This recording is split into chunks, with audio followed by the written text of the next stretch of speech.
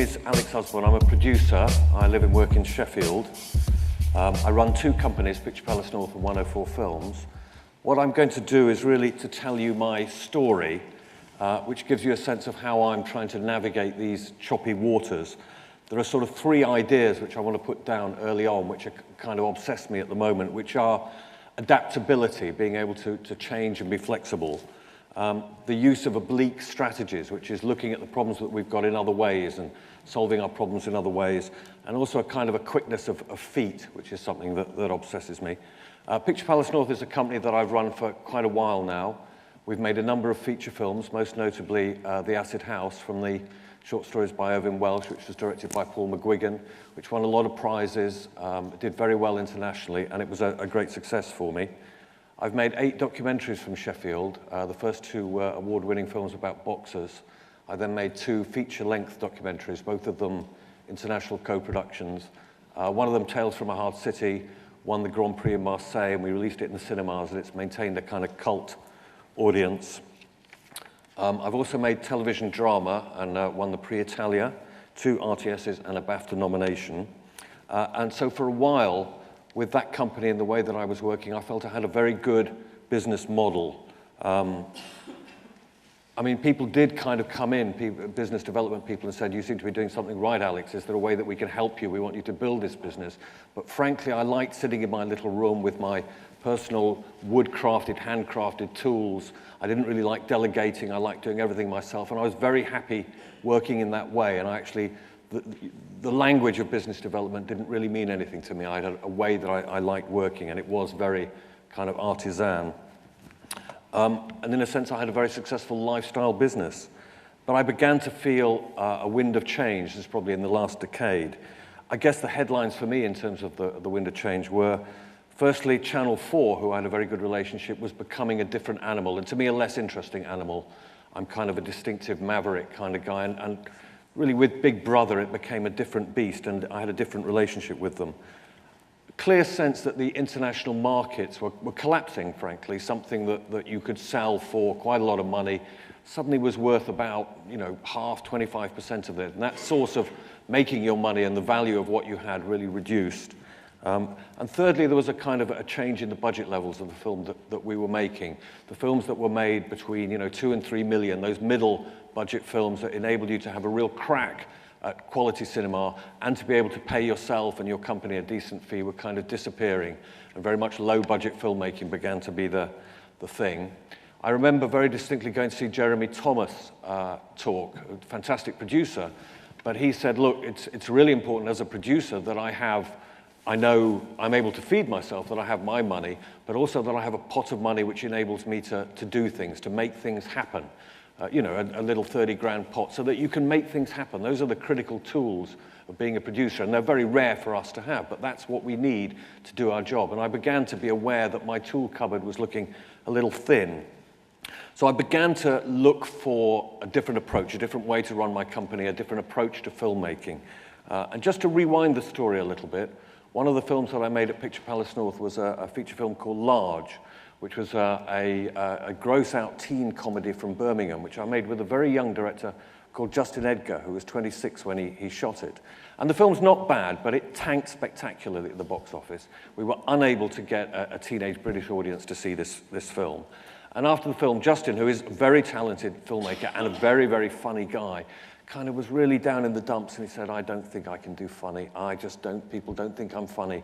And he started talking about Tarkovsky and Bergman, and I was aware he had a journey that he had to go on. And to his great credit, he made 3 short films off his own bat of very different genres that were absolutely cracking work.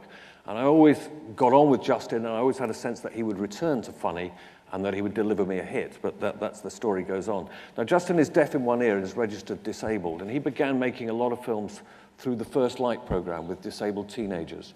And one of these films, which was developed through a workshop with the teenagers, was a comedy called Special People, about 3 kids in wheelchairs and an idiot filmmaker on the verge of a nervous breakdown. And this film just took off. It just hit a nerve as a short film. I think it won 12 awards, and it got selected for 100 festivals. And there was something about it that just worked. And Justin came to me and he said, I think I can do something longer with this film. I think it'll play at a long film. I'm going to write it. Are you in? And I said, absolutely. And we raised about £60,000 from sort of private investors, trading funds, much as Isabel did, that sort of money. And we shot the film very quickly in 14 days with no lights. We made it, and we kind of put a cut together. It got selected for the Edinburgh Festival. We showed it at the Edinburgh Festival, where it did really well. It came second in the audience appreciation chart behind Ratatouille. Screen West Midlands saw it and loved it and put up the money for us to finish the film properly. Guerrilla Films, David Wilkinson, who's here today, I noticed, who's a hero to me, picked it up and agreed to distribute it. So we were able to put it in the cinemas, and we worked really hard at a kind of street level at generating press and publicity around it. And we got some fantastic reviews. The Express called it a little gem, but crucially, The Guardian saw it and ran a big article about the disabled kids. And they had a phrase in there that said this film is a milestone in mainstream cinema for its use of disabled cast, which was really interesting for us. About a month later, by good fortune, the Film Council advertised for a company to manage their short film scheme for disabled filmmakers, and we pitched for it and we got it, and that was something called the Magic Hour, which we've now run for 3 years. And that is short films for disabled filmmakers. And we've made some fantastic films. They've been so good that we've been able to package them together as a portmanteau feature film and release them in the cinema. Small releases, but we've put them out there. And we've generated as much press as we can. So we've released Magic Hour 1, Magic Hour 2. We're now working on Magic Hour 3. We also built another training scheme around it called the Magic 6, which for filmmakers who weren't ready to make their own scheme. That was a skill set fund. Emboldened by this success, we applied to the Film Council for their Visions Development Award.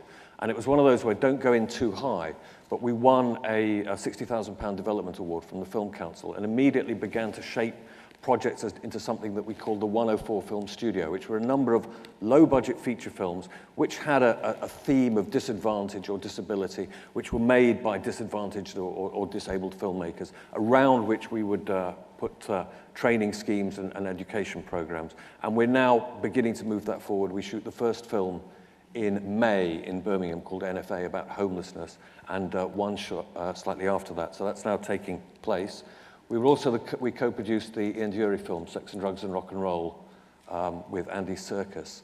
We were asked to find and train the young disabled cast who appear in the film because Ian had polio as a kid. And that was a fantastic experience for us.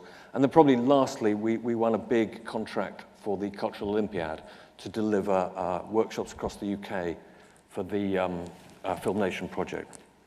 So with all this kind of stuff going on, I realized that I had something going on here. I had momentum, which is the most important thing that you need in business. It's kind of cash, liquidity, momentum. I had a niche where I could work.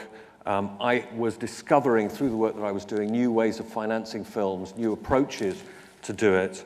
I was clearly had a very good sense of kind of geopolitical timing in the work that I was doing.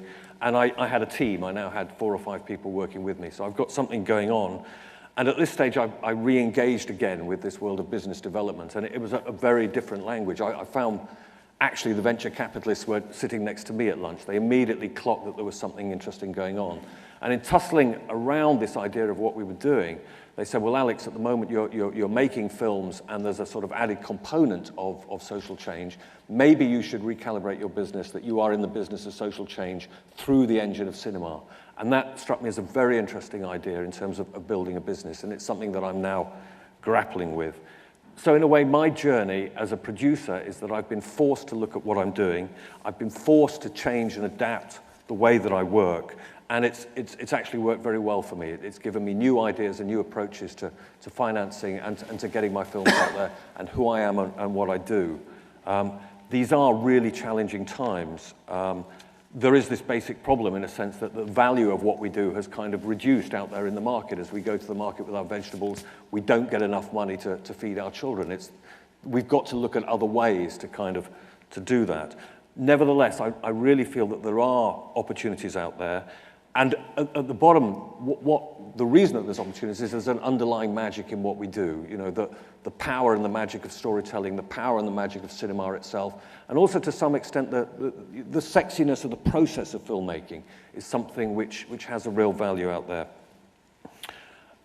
What I've learned is that we have to be really clever and pretty ruthless about the budgets that we work with. The film that we're doing in Birmingham, we're doing on £100,000, but it stacks up. It's about homelessness, it's dark. I've made a lot of documentaries. I know how to work in that way.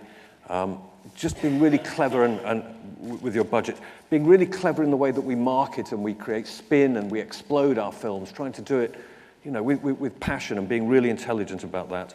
And different ways of attracting finance to the work that we do are the kind of where my head is at the moment. For me, where I'm at now, I mean, I've told you that I wasn't interested in business development. I'm now absolutely obsessed with longer-term strategic planning, with the idea of how do we build a sustainable business. And I think it's really important, particularly in this climate, that it's something as filmmakers that we all engage with earlier. And in a sense, I think that's my work, my agenda here today, because it's been terrific being part of the Triangle program, and there's a real sense of energy and can-do spirit. So just my instincts are that if we collaborate and work together a little bit we can actually build something. So that's my journey, and I hope there are some key themes in there. Thank you very much.